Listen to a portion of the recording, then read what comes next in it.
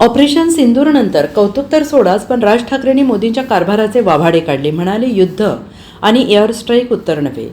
पहलगाम दहशतवादी हल्ल्याला प्रत्युत्तर म्हणून भारतीय सैन्याने मंगळवारी रात्री पाकव्याप्त काश्मीरमध्ये विमानांच्या सहाय्यानं क्षेपणास्त्रांचा मारा करून दहशतवादी तळ उद्ध्वस्त केले आणि या मोहिमेला ऑपरेशन सिंदूर असे नाव देण्यात आले होते. या मोहिमेअंतर्गत पाकव्याप्त काश्मीरमधील 9 दहशतवादी तळ उद्ध्वस्त झाले. यामध्ये कुख्यात दहशतवादी मसूद अझहर याच्या कुटुंबियांसह तब्बल 90 दहशतवादी ठार झाल्याची माहिती आहे. या पार्श्वभूमीवर देशभरातून पंतप्रधान मोदी आणि केंद्र सरकारच्या निर्णय क्षमतेचं कौतुक होत असताना मनसे प्रमुख राज ठाकरे यांनी मोदींना खडेबोल सुनावले आहेत.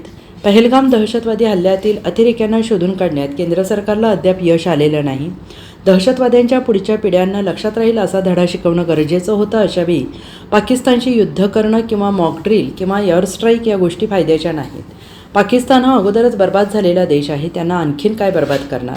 अमेरिकेत दहशतवाद्यांनी ट्विन टॉवर पाडले आणि पेंटागॉनवर हल्ला केला, तेव्हा अमेरिकन त्या दहशतवाद्यांना शोधून ठार मारले. त्यामुळे दहशतवादी हल्ल्याला हे युद्ध हे प्रत्युत्तर नसतं आणि त्यामुळे देशात मॉकड्रिल करण्याऐवजी कोम्बिंग ऑपरेशन करणार.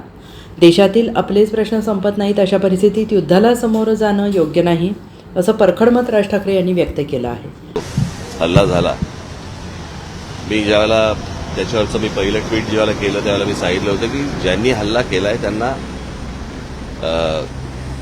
ते अतिरेकी दहशतवादी जे कोणी असतील त्यांना आपण धडा शिकवला पाहिजे आणि अत्यंत कठोर असा की त्यांच्या पुढच्या पिढ्यांना लक्षात राहायला पाहिजे. पण दहशतवादी हल्ल्याचं उत्तर युद्ध नसतं, कळलं का?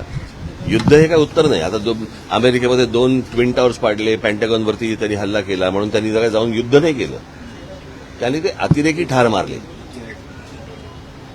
हे तुम्ही दुसऱ्या देशामध्ये युद्ध परिस्थिती आणायची आणि आता ते काय मॉक ड्रिल करायचं आणि मग ते सायरन वाजवणार वगैरे वगैरे.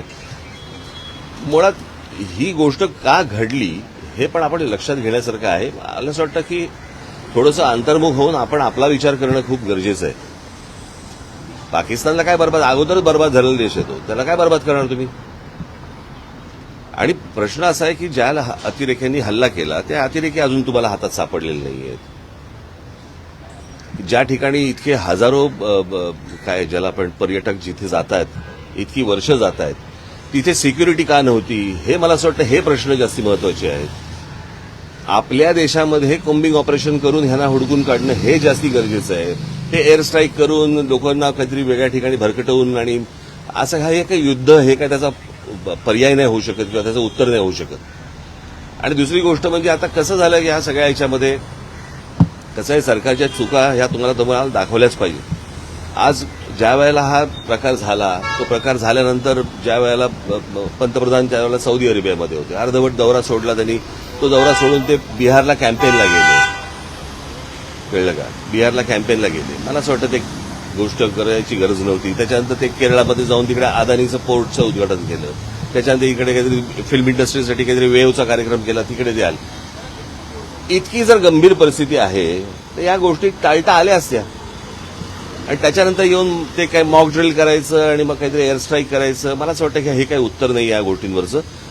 जे अतिरेकी आहेत ज्यांनी हा हल्ला केलेला आहे, मला असं वाटतं त्यांना हुडकून काढणं, त्यांचा बंदोबस्त करणं आणि संपूर्ण देशभर मला असं वाटतं की तुम्ही हे मॉक ड्रिल करण्यापेक्षा कोम्बिंग ऑपरेशन्स करा जिकडे जिकडे तुम्हाला माहिती आहेत.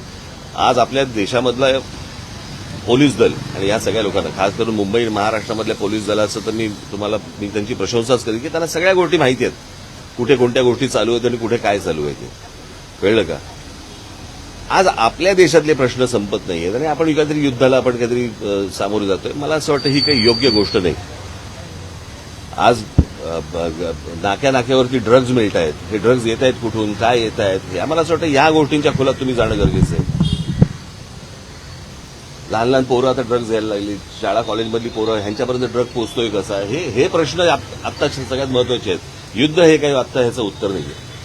एअर स्ट्राईकला ऑपरेशन सिंदूर असं नाव दिलेलं आहे. ते प्रश्न परत मी तेच सांगतो ना, हे काही नावं बिवं देऊन ह्याने काही भावनाचा काही विषय येत नाही. प्रश्न असा आहे की तुम्ही नक्की काय पाऊल उचलताय आणि हे इतके दिवस जे काही कार्यक्रम जे झाले ह्या कार्यक्रमांची काही आवश्यकता नव्हती. Bureau report, SBN Marathi, Mumbai.